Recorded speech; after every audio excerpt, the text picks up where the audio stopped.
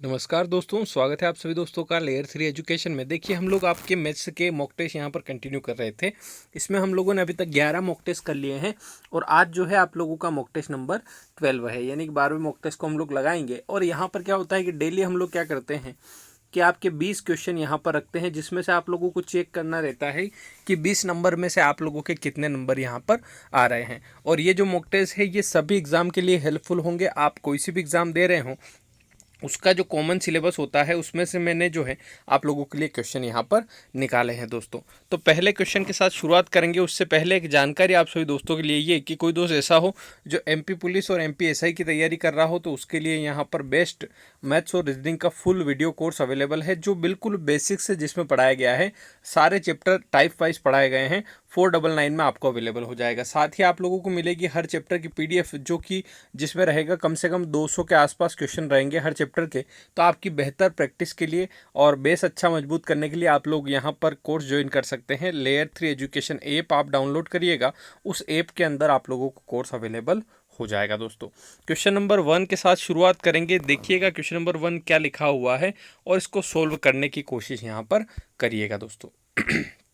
चलिए पढ़िएगा ध्यान से, क्या लिखा हुआ है कि एक आयत का क्षेत्रफल 64 सेंटीमीटर स्क्वायर है ना। स्क्वायर यहाँ लगा लीजिएगा, लिखना इसमें लिखा हुआ नहीं है पर आप लोग ध्यान रखिएगा कि एक आयत का क्षेत्रफल 64 सेंटीमीटर स्क्वायर है। यदि आयत की लंबाई उसकी चौड़ाई से 4 गुना है तो इसका परिमाप क्या हो जाएगा? 20, 30, 40 या 50? तो देखो, बड़ा ही आसान प्रश्न है। आप सभी दोस्त जानते हैं आयत यानी कि रेक्टेंगल इस प्रकार की आकृति होती है जिसमें लंबाई और चौड़ाई दोनों होती है। उसने कहा कि इसकी जो लंबाई है वो चौड़ाई से 4 गुनी है, यानी कि चौड़ाई अगर 1x अगर आप मानते हैं तो आपकी लंबाई कितनी हो जाएगी? इसकी 4 गुनी यानी कि 4x हो जाएगी। और उसने क्षेत्रफल दे रखा है दोस्तों, तो आप कहेंगे कि क्षेत्रफल बराबर क्या होता है? तो वो होता है लेंथ इंटू ब्रेथ या फिर लंबाई गुणित चौड़ाई होता है। तो आप लोग यहाँ गुणा करेंगे, लंबाई यानी कि 4x, चौड़ाई यानी कि 1x, तो 4 का 1 में गुणा करेंगे तो 4 ही आएगा, लेकिन x का x में गुणा होगा तो एक्स स्क्वायर बनेगा। और बराबर में क्षेत्रफल उसने दे रखा था कितना? 64 दे रखा था, तो आप यहाँ पर 64 लिख सकते हैं दोस्तों। तो आप इस 4 को यहाँ इधर लेकर के आएंगे तो यहाँ काटेंगे 4 एकम 4, फिर 2 बचा 4 छंग 24, यानी कि 16 आ रहा है एक्स स्क्वायर के बराबर।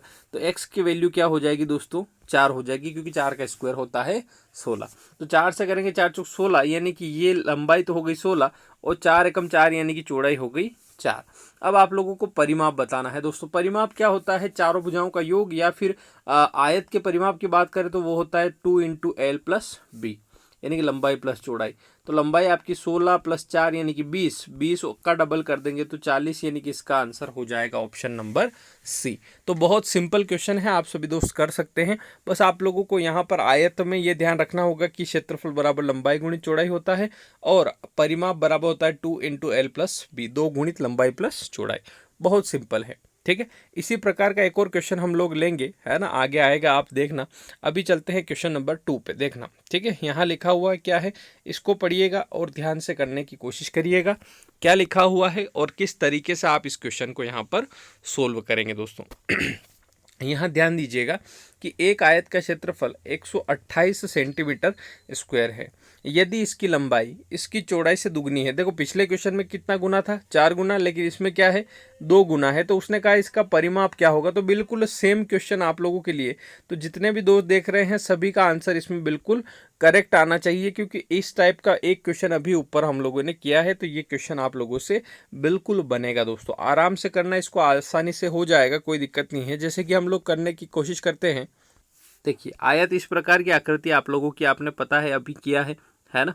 उसने कहा कि जो लंबाई है, यदि इसकी लंबाई चौड़ाई से दुगनी है, अगर चौड़ाई 1x है तो लंबाई इससे दुगनी कितनी हो जाएगी? 2x हो जाएगी। और क्षेत्रफल दे रखा है, तो क्षेत्रफल बराबर आप सभी को पता है लंबाई गुणित चौड़ाई होता है। क्षेत्रफल बराबर लंबाई गुणित चौड़ाई। तो लंबाई आपकी 2x, चौड़ाई आपकी 1x, तो 2 का 1 में होगा तो 2 ही आएगा, लेकिन x का x में होगा तो x स्क्वायर आएगा और बराबर आपका 128। तो x 2 से काटेंगे इसको, 2 छंग 12, 2 चौक 8, तो एक्स स्क्वायर बराबर 64 आ रहा है। तो किसका स्क्वायर 64 होता है? तो आप कहेंगे एक्स की वैल्यू कितनी आ गई? 8 आ गई। तो 8 से करेंगे तो 8 दूनी 16, यानी कि लंबाई हो गई 16 और 8 एकम 8 यानी कि चौड़ाई हो गई 8। तो यहाँ पर लंबाई 16 और चौड़ाई 8 है। उसने कहा परिमाप क्या होगा? तो दोस्तों परिमाप बराबर आयत का परिमाप बराबर क्या होता है, 2 इंटू एल प्लस बी होता है। तो आप यहाँ पर करेंगे एल प्लस बी यानी कि 16 प्लस 8 जो कि होता है 24, 24 का डबल करेंगे तो आपका आ जाएगा 48, यानी कि ऑप्शन नंबर बी जो होगा वो आप लोगों का बिल्कुल करेक्ट आंसर हो जाएगा। तो इस तरीके के क्वेश्चन अगर आपके आते हैं तो बहुत आसानी से बन जाएंगे। ये बहुत बेसिक क्वेश्चन है दोस्तों, इतने सिंपल भी नहीं आते हैं, पर ये आप लोगों का इस तरीके से रहता है। ठीक है, इसमें थोड़ा सा और वेरिएशन आता है, बाहर चारों तरफ एक रास्ता बना देगा, है ना, उस रास्ते में मिट्टी डलवानी। इस तरीके के क्वेश्चन हम लोगों ने किए हैं, बहुत अच्छे से आपको आते होंगे कि किस तरीके से ये क्वेश्चन किए जाते हैं। आगे बढ़ते हैं दोस्तों, क्वेश्चन नंबर 3 आप लोग देखिएगा और करने की कोशिश करिएगा क्वेश्चन नंबर 3 में क्या लिखा हो। चलिए पढ़िएगा इस क्वेश्चन को, क्या लिखा हुआ है ध्यान से। यहाँ देखना, क्वेश्चन नंबर 3 लिखा हुआ है कि ए एक काम को 21 दिनों में कर सकता है और बी ए से 40% अधिक कुशल है, तो बी द्वारा उसी काम को अकेले समाप्त करने के लिए अपेक्षित दिनों की संख्या कितनी होगी। तो दोस्तों बड़ा ही आसान है, आप लोग कर लेंगे। चलिए ये जो क्वेश्चन है इस तरीके से किया जाएगा। आपको क्या करना है, पहले इनकी कैपेसिटी लिखना होगी। कैपेसिटी का मतलब होता है कि इनके एक दिन में काम करने की क्षमता, यानी कि एक दिन में ये कितना काम करते हैं उसको हम लोग कहते हैं कैपेसिटी। जैसे कि यहाँ पर आप लोग लिखिएगा ए और बी, ठीक है। अब उसने जैसे ही इनके बीच में जो कनेक्शन बताया वो यहाँ पर है कि उसने कहा कि बी जो है ना वो ए से 40% अधिक कुशल है। मतलब ए अगर 100% काम करता है तो ये 40% अधिक कुशल है, मतलब ये कितना करता है, 140% करता है। मतलब बात समझो कि अगर ये 100 चीज़ें बनाता है तो ये कितनी बनाता है, 140। और अगर इसको रेशो में कन्वर्ट करें तो आप 1 0 से 1 0 काट सकते हो, 2 से करोगे 2 पंजे 10, 2 7 14, मतलब 5:7 इनके बीच में है। यानी कि ए अगर 5 काम करता है तो बी कितने काम कर लेता है, 7। यानी कि ए अगर 5 चीज़ें बनाता है तो बी कितनी चीज़ें बनाता है, 7। तो ये तो आ गई स्पीड। ये क्या होता है, स्पीड का रेशो होता है। काय का रेशो होता है, स्पीड का। तो आप लिख सकते हैं कि ए और बी के बीच में 5:7 स्पीड का रेशो है। काय का रेशो है कि इनकी स्पीड ये है, ये इस तरीके से काम करते हैं। अगर आप स्पीड का रेशो 5:7 लिखते हैं तो टाइम का रेशो दोस्तों हो जाता है 7:5, यानी कि उल्टा हो जाता है। स्पीड का जो रेशो होता है उसका अपोजिट होता है टाइम का रेशो। ये आप याद रख सकते हैं और भी मैं आपको प्रूव करके भी बता दूंगा, अभी फिलहाल के लिए आप याद रखिए। तो 5:7 स्पीड का रेशो आया तो उल्टा 7:5 हो गया। अब उसने कहा कि ए एक काम को 21 दिन में करता है, तो ये ए जो है 21 दिन में कर रहा है और ए का टाइम का रेशो कितना है दोस्तों, 7 है। तो 21 के नीचे आप लिख सकते हैं 7 और गुणा उसका किया जाता है जिसकी पूछा है। तो बी द्वारा कितने दिन में करेगा, तो बी का टाइम का रेशो कितना है, 5, तो यहाँ गुणा किसका होगा, 5 का। आप 7 से करेंगे, 7 या 21 और 3 गुणित 5 करेंगे तो 15, यानी कि बी उसी काम को करने में कितने दिन लेगा, तो वो ले लेगा 15 दिन। अब स्पीड का अपोजिट टाइम का रेशो कैसे होता है, जैसे कि मान लो यहाँ पर ए की स्पीड थी 5 और बी की स्पीड थी 7, ठीक है। मैंने कहा कि ये स्पीड 5 है, इसकी स्पीड है 7। मान लो हमको 5 और 7 का एलसीएम ले लेते हैं 35 किलोमीटर हम लोगों को जाना है। कितने किलोमीटर जाना है, 35 किलोमीटर। अगर मैं 5 किलोमीटर प्रति घंटा की स्पीड से चलूँ, अगर 5 किलोमीटर प्रति घंटा की स्पीड से चलूँ तो मुझे कितना घंटे लगेंगे, 5 7 35, यानी कि 7 घंटे लगेंगे। अगर मैं 7 किलोमीटर प्रति घंटा की स्पीड से चलूँ तो मुझे कितने घंटे लगेंगे, 5। तो जहाँ स्पीड का रेशो 5:7 था उसका अपोजिट टाइम का रेशो आ गया 7:5। तो ये चीज़ आप लोगों को नोट करना है कि जो स्पीड का रेशो होता है उसका अपोजिट टाइम का रेशो होता ही होता है। तो ये चीज़ आप लोगों को समझ में आई होगी दोस्तों। आगे बढ़ते हैं हम लोग, क्वेश्चन नंबर 4 पे चलते हैं। देखिएगा क्या लिखा हुआ है और अगला क्वेश्चन इसी प्रकार का है। तो मैं चाहूँगा जितने भी दोस्त मेरे देख रहे हैं वो इस तरीके से इसको करें कि आपका आंसर ज़रूर आए। जो हम लोगों ने पिछला क्वेश्चन किया है उसके माध्यम से ये क्वेश्चन आप लोगों का बिल्कुल बनेगा ही बनेगा दोस्तों। तो आप लोग सोल्व करिएगा। कैसे लिखेंगे, तो जैसे उसने कहा ए किसी काम को 12 दिन में करता है तो इसको अभी आप रहने दीजिए। पहले आप स्पीड का रेशो लिखिएगा, क्या स्पीड किस तरीके से बनेगी। फिर आपने लिखा इस प्रकार से, जैसे कि ए और बी है यहाँ पर, तो आपने लिखा कि बी ए से 60% अधिक कुशल है। अगर ए आपका 100% काम करता है तो आपको पता है ये 60% अधिक करता है, तो ये हो जाएगा 160%। और अगर रेशो की बात करें तो 1 0 से 1 0 किया, 2 पंजे 10 और 2 8 16, यानी कि इनकी स्पीड का रेशो कितना आ गया दोस्तों, 5:8 8 आ गया, कितना आ गया 5:8। अब उसने कहा कि ये स्पीड का रेशो है तो इसके अपोजिट टाइम का रेशो होता है, ये अभी हम लोगों ने सीखा है कि अगर 5:8 स्पीड का रेशो है तो 8:5 क्या हो जाएगा, टाइम का रेशो हो जाएगा, सीधी सी बात है। अब उसने कहा कि ए किसी काम को 12 दिन में कर रहा है, यानी कि ए अगर 12 दिन में करता है और उसका टाइम का रेशो 8 है तो आप यहाँ लिख दीजिए 8। फिर गुणा किसका करना है दोस्तों, उसने कहा बी कितने दिन में करेगा, तो बी का टाइम का रेशियो कितना है 5, तो यहाँ गुणा कर दीजिएगा 5 का। बस इसको सोल्व करना है दोस्तों। यहाँ करेंगे 4 तिया 12 और 4 दूनी 8 और इसको करेंगे 3 5 15, 15/2 यानी कि हो जाएगा 7.5 दिन, यानी कि ऑप्शन नंबर बी जो आप लोगों का आ रहा है दोस्तों वो बिल्कुल करेक्ट है और आप इसको आसानी से यहाँ पर कर लेंगे। आप लोगों को इस वाले टाइप में कोई भी दिक्कत नहीं आएगी। ये हम लोगों ने टाइम एंड वर्क में हम लोगों ने पढ़ा है, कार्य क्षमता पर आधारित प्रश्न जो हम लोगों ने किए थे ना, वो बिल्कुल इसी तरीके से आपके हो जाएंगे, इसमें कोई भी समस्या नहीं है। आगे हम लोग बढ़ते हैं दोस्तों। क्वेश्चन नंबर 5 आप लोग देखिएगा और करने की कोशिश करिएगा क्या लिखा हुआ है क्वेश्चन, और पढ़िएगा इसे। उसने कहा क्वेश्चन नंबर 5 में कि एक विद्यालय के 600 विद्यार्थियों में लड़कों की औसत आयु 12 वर्ष, लड़कियों की औसत आयु 11 वर्ष और कुल विद्यार्थियों की औसत आयु 11 वर्ष 9 महीने हैं। तदनुसार विद्यार्थियों में लड़कियों की संख्या कितनी होगी। सोल्व करिएगा इसको, बड़ा ही आसान प्रश्न है। आप लोगों को मैं हिंट दे दूं, आप एलिगेशन वाले मेथड से कर सकते हैं। ये जो क्वेश्चन होगा ये एलिगेशन वाले मेथड से हो जाएगा और बेसिक तरीका भी है इसका, वो बहुत लॉन्ग जाता है ना। दोनों तरीके से आप लोग कर सकते हैं। तो देखो, पहला तरीका मैं आप लोगों को बताता हूँ, एलिगेशन वाला तरीका क्या कहता है। एलिगेशन वाला तरीका कहता है कि आप लड़कों की औसत आयु यानी 12 वर्ष यहाँ लिख दीजिए। चलिए, तो देखो बड़ा आसान है। मैं कह रहा था यहाँ पर कि 12 वर्ष आप लोगों ने लिखा, उसने आपने फिर लिखा लड़कियों की औसत आयु कितनी लिख दी, आपने 11 वर्ष लिख दी। अब क्या होगा, जो कॉमन वैल्यू है यानी कि जैसे 600 विद्यार्थी है तो इनकी कॉमन वैल्यू क्या है, कुल विद्यार्थियों की औसत आयु कितनी है, 11 वर्ष 9 महीने है, तो आप लिख देंगे 11 वर्ष और यहाँ लिख दीजिएगा ऐसे साइड में 9 महीने। अब इनका डिफरेंस लेना रहता है दोस्तों। 12 साल में से आप 11 साल घटाएंगे तो 1 साल बचेगा, फिर 1 साल में से आप 9 महीने घटाएंगे तो यहाँ 3 महीने, और इधर आप डिफरेंस देखें तो 9 महीने का डिफरेंस यहाँ पर आ रहा है। तो आप देखेंगे 9 और 3 का रेशो बनाएंगे तो 3 तिया 9 और 3 एकम 3, तो 3:1 में ये बढ़ जाएंगे, यानी कि 600 विद्यार्थी है जिसमें से 3 जो रेशो है वो लड़कों का है और 1 जो रेशो है वो लड़कियों का है। और अगर टोटल 600 के नीचे लिखने की बात हो तो आप लोगों को 3 और 1 प्लस करके यानी कि 4 लिखना होगा, और लड़कियों की पूछे तो इंटू 1 करना है। तो 4 से आप भाग लगाएंगे तो दोस्तों यहाँ पर बन जाएगा 150, यानी कि 150 लड़कियाँ इसमें हैं, जो कि ऑप्शन नंबर ए में आप लोगों को अवेलेबल है। तो बहुत आसान क्वेश्चन है ये, आप लोगों को एलिगेशन मेथड से करना होगा जिसमें बहुत आसान हो जाएगा। अगर आप लोगों को ये 12 में से 11 साल और 9 महीने घटाना नहीं आ रहा है तो आप ऐसा कर सकते हैं कि सभी को महीनों में बदल सकते हैं। जैसे 12 साल हैं तो 12 साल में कितने महीने होते हैं, तो 12 गुणित 12 करेंगे तो आपको पता चलेगा कि 144 महीने ये हो गए। और 11 की बात करें तो 11 इंटू 12 करेंगे तो 132 महीने ये हो जाएंगे। और यहाँ की बात करें तो 132 और 9 कितना होता है, 132 10 142, तो 141 महीने ये हो जाएंगे। तो आप इनका भी डिफरेंस लेंगे तो भी आपका जो है वो रेशो बन जाएगा। तो दोनों तरीके से आप लोग कर सकते हैं, आप लोगों के हाथ में है जो जैसे भी करना है। और फिर एक मैं शॉर्ट तरीका बता रहा था जिसमें आपका ये हो रहा था कि टोटल 600 विद्यार्थी है, तो 600 विद्यार्थियों को जो औसत है 11 वर्ष 9 महीने, इसमें आप गुणा कर सकते हैं। जैसे 600 विद्यार्थियों का औसत 11 वर्ष 9 महीने है तो आप इसको लिख सकते हैं 11 सही 9/12, ठीक है।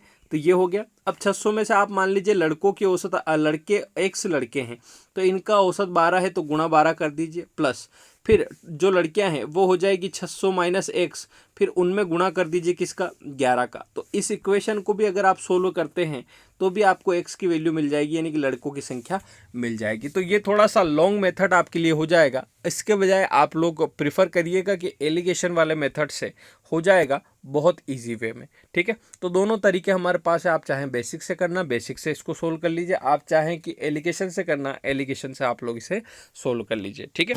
ये सारी चीज़ें आप लोगों को पढ़ा रखी है, ठीक है, कोई दिक्कत वाली बात नहीं है। इसके अलावा जो लोग कंप्लीट वीडियो कोर्स चाहते हैं वो बिल्कुल यहाँ पर मैथ्स और रीजनिंग का पढ़ सकते हैं, 499 में अभी अवेलेबल है। बिल्कुल घर बैठे आप लोग लेयर 3 एजुकेशन का ऐप डाउनलोड करिएगा, उस ऐप में आप लोग पढ़ सकते हैं चैप्टर वाइज वीडियो। बिल्कुल नंबर सिस्टम से आप लोगों का बिल्कुल स्टार्ट है, आप लोग पढ़िएगा। वहाँ ऐप डाउनलोड करिएगा, कुछ क्लासेस ओपन भी है ना, तो आप वो फ्री क्लासेस भी वहाँ पर पढ़ सकते हैं। ठीक है, चलिए आगे बढ़ेंगे दोस्तों। क्वेश्चन नंबर 6 आप लोग देखिएगा और करने की कोशिश करिएगा, क्या लिखा हुआ है, किस तरीके से आप लोग इसको सोल्व करेंगे। उसने कहा ए और बी मिलकर एक काम को 12 दिन में समाप्त कर लेते हैं, यानी कि कुछ भी काम होगा उसको ए और बी मिलकर 12 दिन में खत्म कर लेते हैं। फिर उसने कहा कि ए की जो कुशलता है वो बी से दुगनी है, यानी कि बी जितना काम एक दिन में करता है उससे ए क्या करता है, दुगना करता है। अगर बी अकेला उस काम को कितने दिन में करेगा। तो देखो यहाँ पर बड़ा ही आसान है, आप लोग इसको करेंगे तो आप पाएंगे यहाँ पर इस तरीके से कि ए और बी यहाँ लिखिएगा। फिर मैंने कहा था कि इनकी स्पीड क्या है, तो स्पीड ये है कि ए जो है बी से दुगना काम कर लेता है, यानी कि बी अगर एक काम करता है तो ये कितना करता है, 2 कर लेता है। तो देखो बड़ा आसान है।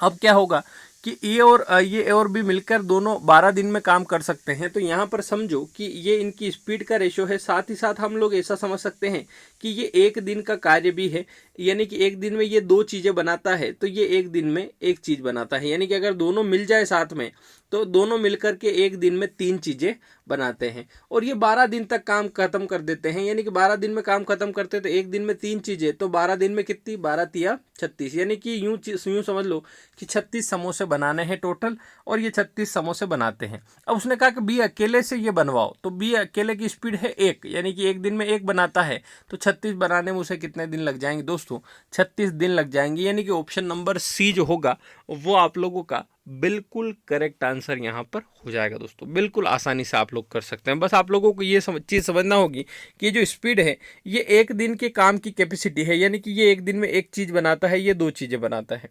और उसने कहा कि दोनों मिलके 12 दिन में ख़त्म कर लेते हैं, मतलब दोनों मिलके एक दिन में कितनी चीज़ें बना रहे हैं, 3, तो 12 दिन में कितनी बना देंगे, 12 तिया 36 बना देंगे। इस तरीके से आगे बढ़ते हैं दोस्तों, क्वेश्चन नंबर 7 पे चलते हैं। चलिए क्वेश्चन नंबर 7 देखिएगा क्या लिखा हुआ है। क्वेश्चन नंबर 7 पढ़िएगा, उसी तरीके का क्वेश्चन है। अगर आप लोगों को अभी क्वेश्चन नंबर 6 समझ में आया होगा ना दोस्तों, तो क्वेश्चन नंबर 7 में कोई भी तकलीफ नहीं आएगी। अगर 6 नहीं समझ में आया है तो 7 नहीं होगा फिर। ठीक है, लिखा हुआ है कि ए बी की तुलना में दुगना सक्षम कामगार है, जैसा पिछले क्वेश्चन में था सेम वैसा ही है। फिर उसने कहा वे दोनों मिलकर एक काम को 18 दिन में कर लेते हैं। ठीक है, अब उसने कहा कि अकेला बी वह कार्य कितने दिनों में करेगा। बस थोड़ा सा डाटा चेंज है, बाकी क्वेश्चन वही है। तो आप लोग करेंगे तो आपको समझ में आएगा कि किस तरीके से ये क्वेश्चन किया गया है। तो हम लोग लिखेंगे यहाँ पर कि ए और बी, उसने कहा ए बी की तुलना में दुगना है। बी की तुलना में दुगना कौन है, ए। तो बी अगर एक काम करता है तो ये कितने काम कर लेता है, 2 कर लेता है। और ये मैंने कहा था कि ये जो स्पीड है ये एक तरीके से यूं ले सकते हैं कि एक दिन की कैपेसिटी है इनकी, एक दिन की कैपेसिटी, यानी कि एक दिन में ये इतनी चीज़ें बना लेते हैं। ये 2 चीज़ें बना लेता है, ये एक चीज़ बनाता है। और अगर दोनों साथ में मिल जाएं तो दोनों साथ मिलकर एक दिन में कितनी चीज़ें बनाते हैं, 3। अब उसने कहा कि ये एक दिन में 3 चीज़ें बनाते हैं और इन्होंने 18 दिन में काम खत्म कर लिया। एक दिन में 3 चीज़ें और 18 दिन तक बनाते हैं, तो 18 तिया 54, यानी कि कुल यहाँ पर 54 चीज़ें बनानी है, 54 बनानी है। उसने कहा कि अकेले बी से बनवाओ ये। अब बी एक दिन में बेचारा एक चीज़ बना रहा है, तो 54 चीज़ें बनाने के लिए उसे कितने दिन लग जाएंगे, 54, यानी कि 54 दिन लग जाएंगे। तो बड़ा ही आसान प्रश्न है, अगर आप लोग अगर समझे हैं इसे और अगर आपको समझ में आया है ना, तो आप लोगों को ये क्वेश्चन बड़ा ही आसान लगा होगा और आपका आंसर भी दोस्तों तुरंत आ गया होगा। ये सीधी सी बात है।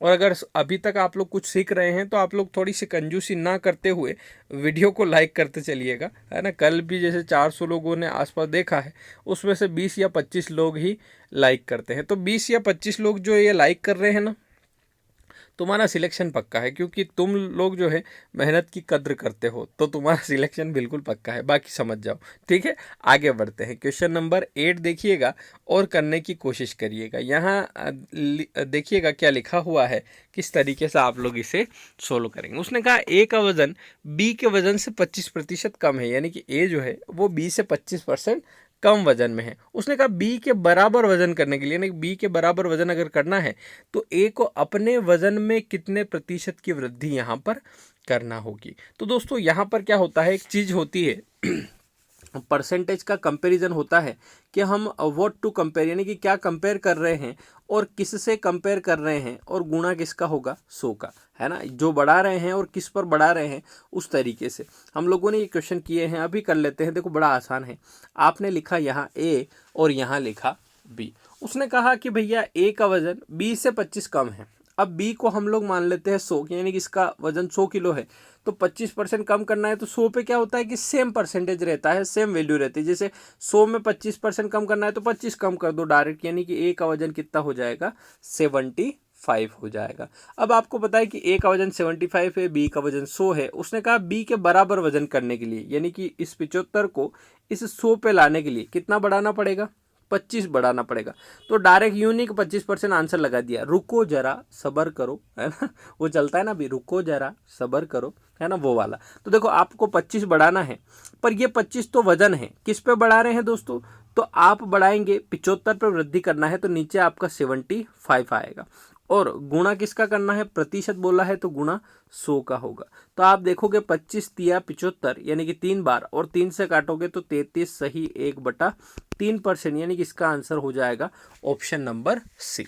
ठीक है, तो बड़ा ही आसान है, आप लोगों को बस ये चीज़ें समझना होगी कि किस पर बढ़ा रहे हैं वो चीज़ नीचे लिखना होगी, और किससे कंपेयर कर रहे हैं वो हमेशा नीचे आएगा। ये चीज़ आप लोगों को ध्यान रखना होगा। ठीक है, आगे बढ़ते हैं। क्वेश्चन नंबर लेंगे 9। देखिएगा क्या लिखा हुआ है, किस तरीके से आप लोग इसे सोल्व करेंगे। उसने कहा है कि एक संख्या, क्वेश्चन नंबर 9 पढ़िएगा। उसने कहा एक संख्या पहले 20% कम की जाती है, फिर इस कम की गई संख्या में 20% की वृद्धि की जाती है, और परिणामी संख्या मूल संख्या से 20 कम है, तो मूल संख्या क्या हो जाएगी। तो देखो बड़ा ही आसान है, हम लोग क्या करेंगे, ऐसे क्वेश्चन जब भी आते हैं हमको क्या करना है कि 100 मानकर उस पर यहाँ पर क्वेश्चन सोल्व करना है। जैसे 100 अगर वो संख्या मान लेते हैं तो इससे हम लोग यहाँ पर करेंगे, जैसे कि 100 हम लोग ओरिजिनल संख्या मान लेते हैं कि 100 आपकी क्या है, ओरिजिनल संख्या है। उसने कहा पहले इसको 20% कम किया जाता है। जैसे ही 100 पे 20% कम करने की कहे तो 100 का 20% 20 ही होता है, इसलिए वो संख्या कितनी हो गई, 80 हो गई। ठीक है, सीधा सा गणित है। फिर उसने कहा कि जो कम की गई संख्या है, यानी कि ये जो 80 है, इसमें फिर 20% की वृद्धि की जाती है। अब 80 पे 20% आप बढ़ाओ, तो भैया 80 का 20% निकालना आता है, बिल्कुल निकालना आता है भैया, बड़ा ही आसान है। 20% यानी कि 20/100, तो 2 जीरो से 2 जीरो खत्म, 8 दूनी 16, यानी कि 16 बढ़ाएंगे तो ये संख्या हो जाएगी कितनी, 96 हो जाएगी। अब आपने कहा कि ओरिजिनल संख्या 100 है और परिणामी संख्या 96 है, तो उसने कहा परिणामी संख्या मूल संख्या से 20 कम है, और हम लोग यहाँ पर अगर देखें तो 100 से 96 में कितना कम आ रहा है, 4% कम आ रहा है, और आपके लिए वो कितने के बराबर है, 20 के बराबर। उसने कहा कि मूल संख्या से कितनी कम है, 20 कम है, लेकिन अपने कितनी कम है, 4, तो उसका जो 20 है वो हमारे लिए 4 के बराबर, और उसने मूल संख्या पूछी है तो गुणा किसका होगा, 100 का। तो आप करेंगे 4 पंजे 20, यानी कि 5 गुणित 100, यानी कि वो ओरिजिनल संख्या क्या थी, 500 थी, जिसको आप 20% कम करो और 20% बढ़ाओ तो आपका अंतर कितना आ जाता है, 20 आ जाता है। तो बड़ा ही आसान है दोस्तों, इस तरीके से आप लोग कर सकते हैं। आगे बढ़ेंगे दोस्तों, क्वेश्चन नंबर 10 लेंगे। देखिएगा क्या लिखा हुआ है, किस तरीके से आप लोग यहाँ पर सोल्व करेंगे।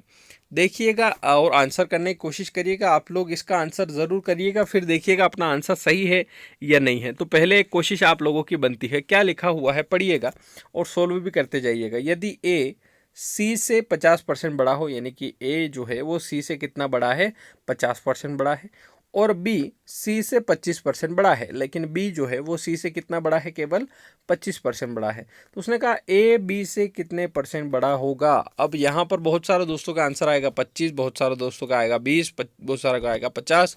तो ये जो अंतर आएगा उसको मैं ठीक करता हूँ, किस तरीके से आप लोगों को करना है। तो यहाँ 3 व्यक्ति है दोस्तों, ए बी और सी। ठीक है, आपने लिखा है इनको इस तरीके से। आपने कहा कि ए जो है ना वो सी से 50% बड़ा है। अगर सी को आप 100% मानते हो तो ए इससे 50 बड़ा है, मतलब डायरेक्ट कितना हो जाएगा ये 150 हो जाएगा, क्योंकि 100 पे बढ़ा रहे थे, इसलिए 100 पे जितना भी परसेंट बढ़ाना हो उतनी संख्या बढ़ा दो। जैसे मैं बोलूँ कि 100 से 22% बढ़ा है तो आप 122 लिख सकते हो, 100 से 25% बढ़ा है तो 125 लिख सकते हो, ऐसे। लेकिन दूसरे में नहीं कर सकते, जैसे 150 पे बढ़ाना हो कि 150 से वो 10% बढ़ा है तो यूँ नहीं कि 160 कर दिया, नहीं नहीं नहीं नहीं भैया, 10% निकालना पड़ेगा। लेकिन 100 का उतना परसेंट उतना ही आता है। जैसे कि उसने कहा बी, सी से 25% बढ़ा है, सी अगर 100 है, 25 बढ़ा मतलब 125 हो जाएगा, क्योंकि 100 पे कितना भी परसेंट हो वो उतना ही आता है। जैसे 100 का 25% 25 आता है, 100 का 50% 50 आता है, वैसे। अब उसने कहा ए बी से कितना परसेंट बड़ा है, तो ए बी से कितना परसेंट बड़ा है, तो आप देखेंगे कि बी से ये कितना बड़ा है, तो 25 बड़ा है, यानी कि बी से कितना बड़ा है 25। तो बहुत सारे डायरेक्ट यहाँ आंसर लगाते थे कि 25, खुश है, मजा आ गया। पर ऐसा नहीं होता है, आप देख रहे हैं कि ये 25 बड़ा है। अब बी से लिखा हुआ है, क्या लिखा हुआ है, बी से, तो कंपैरिजन किससे हो रहा है, बी से। तो यहाँ पर आपको जिससे कंपेयर करते हैं उसको लिखना पड़ता है नीचे, और कितने प्रतिशत है इसलिए गुणा करना पड़ता है 100 का। तो आपने देखा कि व्हाट टू कंपेयर, यानी कि हम कंपेयर क्या कर रहे हैं, हम कर रहे हैं कम ज़्यादा का। हुम टू कंपेयर, यानी किससे कंपेयर कर रहे हैं, तो जिसके पीछे से लिखा हुआ है बी, तो नीचे लिखेंगे 125। तो आप इसको सोल्व करेंगे, 25 पंजे 125, यानी कि 25 का 5 बार करेंगे और 5 से काटेंगे तो 20% इसका आंसर आ जाएगा कि आपका यहाँ पर ए जो है वो बी से कितना बड़ा है, 20% बड़ा है। तो 25 आपका गलत हो जाएगा दोस्तों। तो ये चीज़ें थोड़ी सी आप लोगों को समझना होगी। परसेंटेज चैप्टर आप लोगों को अच्छे से पढ़ना होगा। अगर आपको मैथ्स को अच्छा बेस बनाना है तो मैं 2-3 चैप्टर यहाँ बता दूँ, वो आपको पक्के करने ही करने हैं। एक तो आप लोग लिख लीजिए परसेंटेज, ये चैप्टर अगर आपका क्लियर है तो आपके मैक्सिमम चैप्टर क्लियर होंगे। एक और चैप्टर मैं आपको बता दूँ, रेशो एंड प्रोपोर्शन, ये अगर आपका क्लियर है तो इससे भी 2 से 3 चैप्टर आपके बिल्कुल अच्छे से हो जाएंगे। तो यहाँ पर ये 2 चैप्टर और साथ ही साथ एवरेज भी आप ले ही लो, ठीक है। तो ये 3 चैप्टर अगर आप लोगों ने अच्छे से किए हैं तो आप लोगों का मैथ्स का बेस बन जाएगा दोस्तों। उस बेस से आप लोगों को बहुत सारे चैप्टर सोल्व करने में मदद मिलेगी। जैसे परसेंटेज हो गया, तो परसेंटेज जो है, ये परसेंटेज अकेला चैप्टर ऐसा है जिससे 3 से 4 चैप्टर जुड़े हुए हैं। जिसे परसेंटेज अगर आप कर लेते हो तो आप लोगों को फिर प्रॉफिट एंड लॉस में दिक्कत नहीं आएगी, साथ ही साथ डिस्काउंट में दिक्कत नहीं आएगी। फिर उसके बाद अगर आप बात करें तो जो आपका पार्टनरशिप वाला चैप्टर है, साझेदारी वाला चैप्टर, उसमें दिक्कत नहीं आएगी। तो आप लोगों का परसेंटेज चैप्टर बहुत सारे चैप्टर से जुड़ा हुआ है। तो आपका जैसे सिंपल इंटरेस्ट हो गया है ना, कंपाउंड इंटरेस्ट हो गया, तो एक चैप्टर है ना, आप लोगों का एक चैप्टर कम से कम 5 चैप्टर में मदद करेगा। तो ये चैप्टर आपका क्लियर होना ही चाहिए, है ना। जैसे कि बात करें रेशो वाले की, तो रेशो वाला अगर चैप्टर क्लियर है, रेशो एंड प्रोपोर्शन वाला क्लियर है, तो फिर आपको मिश्रण वाले में दिक्कत नहीं आएगी, है ना। फिर आप लोगों को और भी चैप्टर है इस तरीके से जिनमें समस्या नहीं आएगी। तो बहुत आप लोगों को यहाँ पर कुछ चैप्टर ऐसे हैं जो इनको क्लियर करना बहुत ज़रूरी है। आगे बढ़ते हैं, है ना, नहीं तो ज़्यादा बात हो जाएगी, ठीक है। बाकी जिनको चैप्टर पढ़ना है उनको मैंने बता ही दिया है, कंप्लीट वीडियो कोर्स का आप लोग बिल्कुल जा सकते हैं ऐप पर और पढ़ सकते हैं। अब क्वेश्चन नंबर 11 लेंगे दोस्तों, क्या लिखा हुआ है, किस तरीके से आप लोग सोल्व करेंगे। यहाँ पढ़िएगा ध्यान से और करने की कोशिश करिएगा। उसने कहा कि एक आयत का परिमाप 24 सेंटीमीटर है, यदि आयत की लंबाई चौड़ाई से 2 सेंटीमीटर ज़्यादा है। अब दुगनी नहीं बोला है, बहुत सारे दोस्त इसको 2 सेंटीमीटर को 2x लिख देते हैं, लेकिन बहुत फर्क होता है दुगने में, दुगना और 2 ज़्यादा होना तो बहुत फ़र्क हो जाता है, ठीक है। ये चीज़ आपको समझना होगी। उसने कहा उसका क्षेत्रफल कितना हो जाएगा। तो दोस्तों यहाँ पर होगा क्या कि आप इस तरीके से लिखेंगे कि आयत का परिमाप उसने दे रखा है। तो आयत आप जानते हैं रेक्टेंगल, अभी हम लोगों ने ऊपर क्वेश्चन किए थे। अब आप समझो बात को कि लंबाई जो है चौड़ाई से 2 सेंटीमीटर, चौड़ाई अगर आप x मानते हैं तो लंबाई हो जाएगी x+2। क्या हो जाएगी दोस्तों, x+2 होगी। जब भी ज़्यादा बोले तो आपको ऐसे लिखना है, अगर दुगना बोले तो 2x लिखना है, और ज़्यादा बोले तो x+2 लिखना है। ये थोड़ा सा आप लोग ध्यान रखना। परिमाप 24 दे रखा है। तो दोस्तों आपको भी पता है कि परिमाप बराबर क्या होता है। आप कहेंगे परिमाप बराबर होता है 2 × L+B होता है। तो आप लिखेंगे 2 L, यहाँ लंबाई आपकी कितनी है, x+2 है, और चौड़ाई कितनी है, x है, और बराबर में उसने परिमाप 24 दे रखा है। तो आप यहाँ लिख सकते हो 24। इसको सोल्व करेंगे तो इस 2 से आप काट सकते हो इसको 12 बार, ठीक है। 2 से आप काटोगे तो 12 आ जाएगा, और x और x मिला करके हो जाएगा दोस्तों 2x, और +2 का +2 है ही सही। अब ये +2 दोस्तों इधर 12 के इधर जाएगा तो माइनस का 2 बनेगा। तो 12 में से 2 गया तो बचा 10, और बराबर इधर बचा है आपका 2x। तो x की वैल्यू कितनी हो जाएगी, 2 से काटेंगे 5 बार तो x की वैल्यू 5 हो गई, यानी कि चौड़ाई आपकी 5 है, तो लंबाई कितनी हो जाएगी, 5 + 2 यानी कि 7 हो जाएगी। और उसने कहा क्षेत्रफल क्या है, तो क्षेत्रफल लंबाई गुणित चौड़ाई यानी कि 7 × 5, तो क्षेत्रफल हो गया 7 × 5 = 35 हो गया। तो 35 सेंटीमीटर स्क्वायर आपका जो है वो क्षेत्रफल हो जाएगा दोस्तों।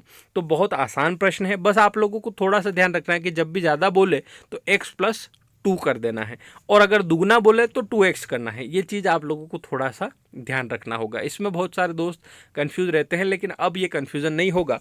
क्वेश्चन नंबर 12 पे चले तो देखेंगे क्या लिखा हुआ है। अब अगर आपको क्वेश्चन नंबर 11 समझ में आया होगा ना दोस्तों, तो क्वेश्चन नंबर 12 आपका ही है, मतलब आपको आ ही जाएगा। ठीक है, तो बहुत सिंपल है, मैं पढ़ देता हूँ आपके लिए। उसने लिखा है कि एक आयत का परिमाप 28 सेंटीमीटर है यदि आयत की लंबाई उसकी चौड़ाई से 2 सेंटीमीटर ज़्यादा है। तो कैसे लिखना है, आप समझदार हैं। उसने कहा उसका क्षेत्रफल क्या होगा। तो मैं चाहता हूँ कि जितने भी दोस्त देख रहे हैं सभी का आंसर यहाँ पर आना चाहिए। कम से कम आपको ये चीज़ें आप लोगों को क्लियर होना चाहिए दोस्तों। तो यहाँ पर आप लोगों ने लिखा कि आयत इस प्रकार की आकृति है, बड़ा ही आसान तरीके से आपने कहा कि अगर चौड़ाई x है तो लंबाई उससे 2 सेंटीमीटर ज़्यादा है, मतलब x + 2 है, और परिमाप 28 दे रखा है। तो परिमाप बराबर क्या होता है, आपको पता ही है कि आयत का परिमाप बराबर होता है 2 × L + B होता है। तो आप परिमाप की जगह 28 लिखेंगे, यहाँ लिखेंगे 2, L लंबाई की जगह लिख देंगे x + 2, चौड़ाई की जगह लिख देंगे x, और इसको सोल्व करेंगे तो 2 से काटा तो यहाँ आएगा 14, फिर यहाँ आपका x और x मिला करके हो जाएगा 2x प्लस यहाँ 2। तो ये 2 जो है ये इधर आकर के माइनस का होगा। तो 14 में से 2 गया तो आपका बचा 12, बराबर आ रहा है 2x के। तो x की वैल्यू कितनी हो जाएगी, 2 × 12 यानी कि 6 हो जाएगी।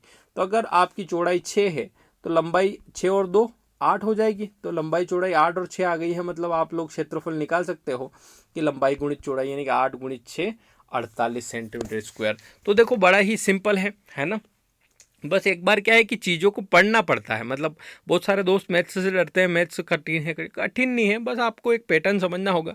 जैसे ये क्वेश्चन समझा तो आप लोगों से बना, ये चीज़ें हैं। ठीक है, आगे बढ़ते हैं। क्वेश्चन नंबर 13 आप लोग देखिएगा, करने की कोशिश करिएगा क्या लिखा हुआ है, किस तरीके से आप लोग यहाँ पर इसको सोल्व करेंगे। यहाँ देखिएगा लिखा हुआ है कि एक आयत का क्षेत्रफल 300 सेंटीमीटर स्क्वायर है यदि इसकी लंबाई चौड़ाई से 3 गुना है, तो इसका परिमाप क्या हो जाएगा। तो देखो क्षेत्रफल और परिमाप आपके लिए कोई बड़ी बात नहीं है, अब आपको आता है बहुत अच्छे से। आपको पता है कि ये इस तरीके से बात कर रहा है कि ये आयत है आपका। ठीक है, उसने कहा कि लंबाई जो है ना वो चौड़ाई से 3 गुना है। अगर चौड़ाई आप x लेते हैं तो लंबाई कितनी हो जाएगी, 3x हो जाएगी। सीधा सा बात है। और क्षेत्रफल दे रखा है, तो दोस्तों क्षेत्रफल आपको भी पता है कि लंबाई गुणित चौड़ाई होता है। आप क्षेत्रफल की जगह लिखिएगा 300, और लंबाई की जगह आपने माना है 3x, और चौड़ाई की जगह आपने माना है x। तो 3x का x में गुणा होगा तो 3x² बन जाएगा, x का x में होगा तो x² बन जाएगा, जो कि बराबर आ रहा है 300 के। तो आप 3 से इसको काटेंगे तो 100 के बराबर आ रहा है x²। तो किसका स्क्वायर 100 होता है, तो आप बोलेंगे x की वैल्यू कितनी आ गई है, 10 आ गई है। यानी कि चौड़ाई हो गई है 10 और लंबाई इसकी 3 गुना थी तो वो हो गई है 30। और परिमाप की बात करें दोस्तों, तो परिमाप आपको पता ही है, परिमाप बराबर होता है 2 × L + B। तो यहाँ 2 किया L + B यानी कि 30 + 10 40 हो गया, और 40 का डबल कितना होता है, 80 होता है। मतलब परिमाप कितना सेंटीमीटर हो गया, 80 सेंटीमीटर हो गया। तो उम्मीद करता हूँ आप लोगों को ये चीज़ें समझ में आई होगी कि किस तरीके से क्वेश्चन दिए हुए हैं और आप लोगों को उन्हें किस तरीके से सोल्व करना है। बहुत आसान है, बस आप लोगों को रेगुलर प्रैक्टिस करना है। डेली आपके मॉक टेस्ट आ रहे हैं शाम को 8 बजे, रात को 8 बजे, तो आप लोगों को डेली मॉक टेस्ट लगाना है। कुछ नहीं तो कम से कम दिन के 20 क्वेश्चन ही आप लोग करेंगे तो आप लोगों को सब चैप्टर से 1-1, 2-2 क्वेश्चन मिलते रहेंगे, तो आपकी क्या है प्रैक्टिस नहीं ड्रॉप होगी। बाकी लाइव क्लास की बात करें तो जल्द शुरू करते हैं, है ना। थोड़ा सा अभी है ना हम लोग कोशिश कर रहे हैं, मैं जल्द आता हूं और शुरू करेंगे। ठीक है दोस्तों, आप लोग बस अभी रेगुलर ये मॉक टेस्ट लगाइए, कोई दिक्कत नहीं आएगी। आगे बढ़ते हैं दोस्तों, और क्वेश्चन नंबर 14 पे हम लोग चलते हैं। क्या लिखा हुआ है, किस तरीके से आप लोग सोल्व करेंगे, यहाँ क्वेश्चन नंबर 14 पे नज़र डालिएगा। लिखा हुआ है यदि किसी अर्धवृत्त का परिमाप 36 सेंटीमीटर हो तो उसका क्षेत्रफल कितना हो जाएगा। तो देखो अर्धवृत्त का परिमाप हम लोगों को पता है, अर्धवृत्त का परिमाप होता है πr + 2r। ठीक है, और इसको और अच्छे से लिखे तो r को कॉमन ले ले तो होता है π + 2। तो ये अर्धवृत्त का परिमाप है, बराबर उसने दे रखा है 36। ठीक है, तो बड़ा आसान है, आप r यहाँ लिख लीजिए पाई प्लस 2 का मतलब होता है 22/7 प्लस 2 बराबर आपका 36 उसने दे ही रखा है। आप इसको और सोल्व करेंगे तो आर इधर आ जाएगा 7 का 7, एलसीएम ले लेंगे 22 का 22, 1 का भाग लगाएंगे 7, 7 दूनी 14, 22 और 14 यानी कि 36/7 आ रहा है और बराबर इधर 36 है ही सही। तो ये 7 ऊपर चला जाएगा, 36 नीचे, तो 36 से 36 कैंसिल, यानी कि रेडियस कितनी आ जाएगी आपकी 7 आ जाएगी। अब आपसे कहा है कि क्षेत्रफल कितना होगा। दोस्तों आप लोगों को पता है कि अर्धवृत्त का क्षेत्रफल होता है पाई आर स्क्वायर बटे 2। तो आप लोग सोल्व करेंगे 22/7 इंटू आर स्क्वायर, आर अभी आपने निकाली 7 गुणित 7 बटे आपका 2 है ही सही, तो 2 ऊपर आकर के 1/2 बन जाएगा। तो 7 से 7 कैंसिल, 2 से करेंगे 11 बार, 11 गुणित 7 हो जाएगा 77। तो बड़ा ही आसान है, ये आप लोगों को बहुत अच्छे से आता है, इसलिए मैंने यहाँ पर थोड़ा सा फास्ट करवा दिया है। बाकी आपको समझ में नहीं आया है तो आप पीछे ले जा करके 2 मिनट में देख सकते हैं, कोई दिक्कत वाली बात नहीं है। ये चीज़ें थोड़ी सी आसान है, आप लोगों को आती होगी, कोई दिक्कत नहीं है। ठीक है, आगे हम लोग बढ़ते हैं दोस्तों। क्वेश्चन नंबर 15 आप लोग देखिएगा और करने की कोशिश करिएगा क्या लिखा हुआ है। क्वेश्चन नंबर 15 अगर ध्यान से पढ़े तो लिखा हुआ है एक बेलन की ऊंचाई 14 सेंटीमीटर है तथा इसके वक्र पृष्ठ का क्षेत्रफल 88 वर्ग सेंटीमीटर है, तो इसके आधार की त्रिज्या कितनी होगी। तो देखो बेलन की अगर बात करें तो बेलन इस प्रकार की आकृति आपकी है ना, आपको पता है ये इसका आधार है। ठीक है, आपने ड्रम वगैरह देखा होगा अपने घर में, है ना, इस तरीके का। तो उसने कहा इसकी ऊंचाई 14 है, यानी कि ये जो हाइट है वो आपकी 14 सेंटीमीटर है। और अगर इसके वक्र पृष्ठ की बात करें, यानी कि इसके चारों तरफ का जो एरिया है, घुमावदार एरिया, उस एरिया की बात करें चारों तरफ, तो वो आपका कितना है 88 वर्ग सेंटीमीटर। तो आधार की त्रिज्या क्या है। तो देखो यहाँ पर हम लोगों को पता है कि बेलन के जो वक्र पृष्ठ का क्षेत्रफल होता है वो होता है 2πr/h। ठीक है, तो और क्षेत्रफल 88 दे भी रखा है, तो आप यहाँ 88 लिखिएगा और 2 और पाई आपको पता है कितना होता है दोस्तों 22/7। रेडियस आपको पता है क्या, नहीं पता है, वही पूछा है उसने। और हाइट की अगर बात करें तो उसने दे रखी है 14, तो यहाँ आप लिख सकते हैं 14। बस बहुत आसान है, आप इसको सोल्व करेंगे तो ये जो 7 है नीचे बटे में, ये चला जाएगा इधर गुणे में। बाकी जो 2, 22 और 14 है ये आपका आ जाएगा नीचे, 2, 22 और 14, और इधर बचेगा केवल रेडियस। इधर बचा क्या, रेडियस। तो रेडियस निकल के आ जाएगी, तो आप करेंगे 7 दूनी 14, यहाँ आया 2, 2 से करेंगे 44, फिर 2 से करेंगे 22, तो 22 से 22 कैंसिल, तो कुछ भी नहीं बचा। ऐसा नहीं होता है, 22 एकम 22, तो 1 बचा, यानी कि रेडियस आपकी कितनी हो जाएगी 1 सेंटीमीटर हो जाएगी। यानी कि ऑप्शन नंबर सी जो आ रहा है वो आप लोगों का बिल्कुल करेक्ट आंसर यहाँ पर हो जाएगा। दोस्तों बहुत सिंपल है, आप लोग कर सकते हैं, कोई भी दिक्कत इसमें नहीं है। आगे बढ़ते हैं दोस्तों, और जिसको ये चैप्टर वगैरह पढ़ना है कि ये बेलन क्या होता है, किस तरीके से शंकु है ना, इस तरीके से सारे चैप्टर पढ़ा रखे हैं। मैथ्स और रीजनिंग का कंप्लीट वीडियो कोर्स आपको अवेलेबल हो जाएगा, जो कि 499 में है, बिल्कुल मिनिमम प्राइस में है। बेस्ट आपके लिए ऑप्शन है। आप अगर पढ़ना चाहें तो लेयर 3 एजुकेशन का ऐप डाउनलोड कर लीजिएगा।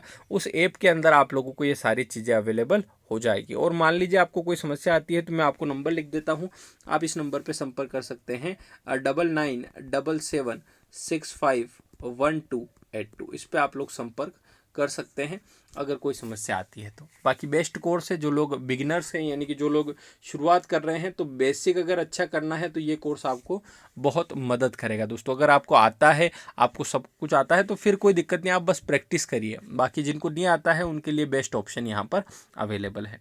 आगे बढ़ते हैं दोस्तों, और यहाँ पर क्वेश्चन नंबर 16 पर नजर डालें तो क्या लिखा हुआ है। अगर आप लोगों ने अभी ऊपर का क्वेश्चन अभी सोल्व किया होगा, वक्र पृष्ठ वाला, अगर 15 वाला अगर समझ में आया होगा, तो ये 16 वाला क्वेश्चन मैं इसीलिए लाया हूँ ताकि आप लोगों को, मैंने आज ऐसा ही किया है कि एक क्वेश्चन मैं करवा देता हूँ, उसके जैसा सेम क्वेश्चन दूसरा लेकर के आता हूँ, ताकि आप लोगों को अच्छे से समझ में आए और आप खुद भी एक बार उस पर प्रैक्टिस यहाँ पर कर सके।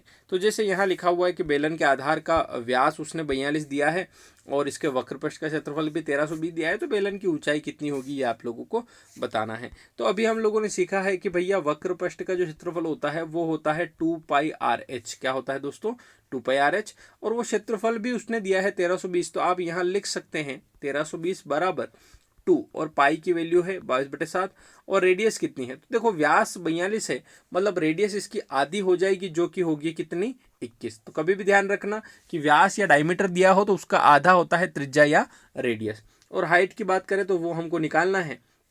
तो मैंने कहा था कि ये जो 7 है ये चला जाएगा इधर ऊपर, है ना, और ये जो 2, 22 और 21 है ये आ जाएंगे इधर नीचे। ठीक है, बस इसको सोल्व करना है दोस्तों। 7 से करोगे 7 तिया 21 और 3 से करोगे इसको 3 चौक 12, एक बचा 3 चौक 12 और 0। ठीक है, फिर 22 दूना 44 से 44 खत्म, यानी कि बचा 10, तो 10 आ गया आपकी हाइट, यानी कि हाइट आपकी कितनी हो जाएगी, 10 सेंटीमीटर हो जाएगी दोस्तों।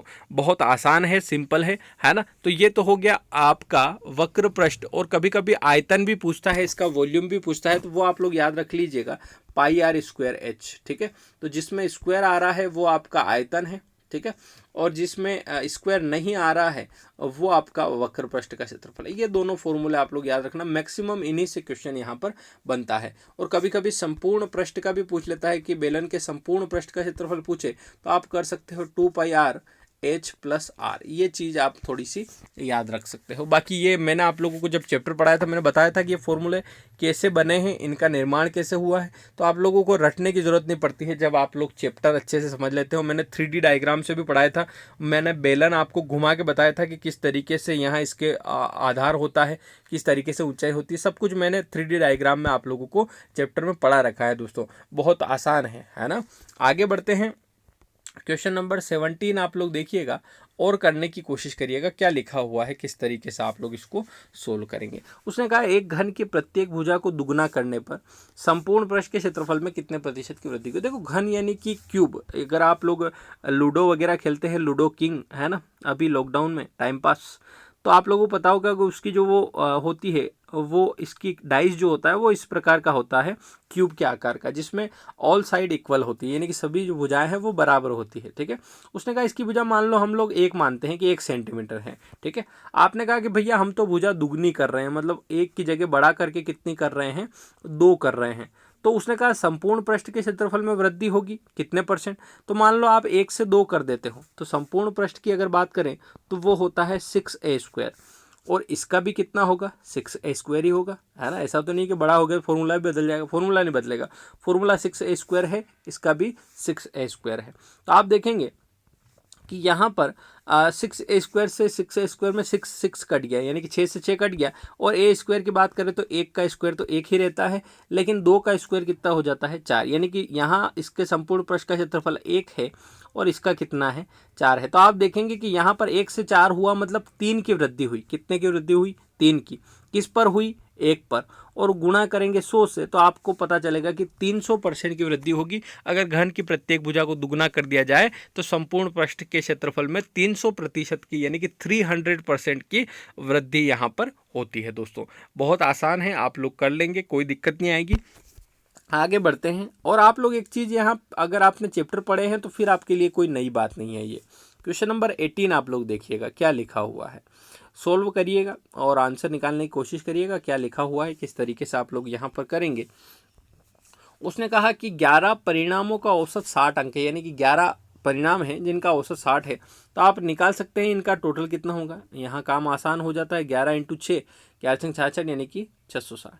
उसने कहा पहले 6 परिणाम, यानी कि पहले 6 परिणामों का औसत कितना है, 59 है। ठीक है, तो टोटल निकल के आ जाएगा 6 परिणाम का, है ना। 6 9 54 का 4 80 लगा 5, 6 5 30 और 4, 6 9 54 का 4 80 लगा 5, 6 5 30 और 5 35, तो 354 इनका टोटल आ रहा है।